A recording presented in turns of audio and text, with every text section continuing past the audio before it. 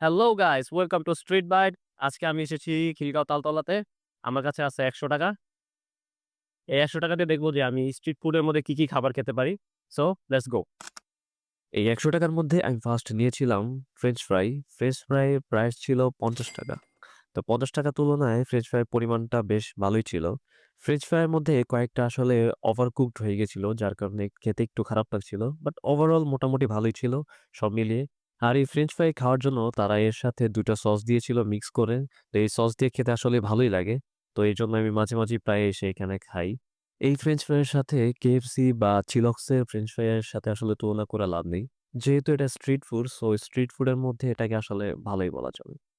French fry খাওয়া শেষে আমি নিয়েছিলাম এই চিকেন পাকোড়া। এই চিকেন পাকোড়ার প্রাইস ছিল ৳১০। পাকোড়ায় চিকেনের চেয়ে সবজি বেশি ছিল।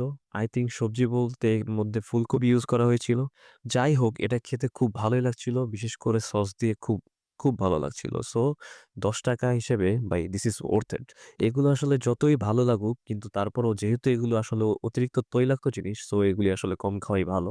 সো পাকোড়া খাওয়ার পর আমি নিলাম চিকেন ললিপপ। আর এই চিকেন ললিপপের প্রাইসও ছিল ৳১০। সো এটার মধ্যে আবার কিন্তু চিকেনের পরিমাণটা একটু বেশি ছিল।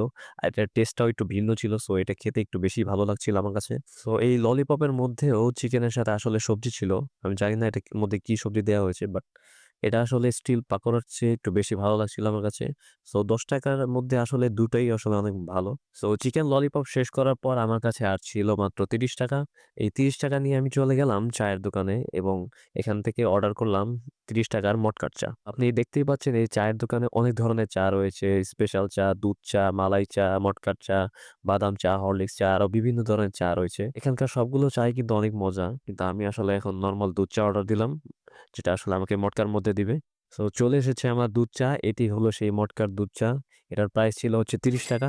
সো এটা দেখতে যতটা আসলে টেস্টি লাগছে, এটা খেতেও আসলে অতটাই মজার। তো তালতলা আসলে অবশ্যই এই চাটা ট্রাই করবেন। আর এই চাটা আমার অনেক ভালো লাগে, কারণ আমি চা অনেক বেশি পছন্দ করি।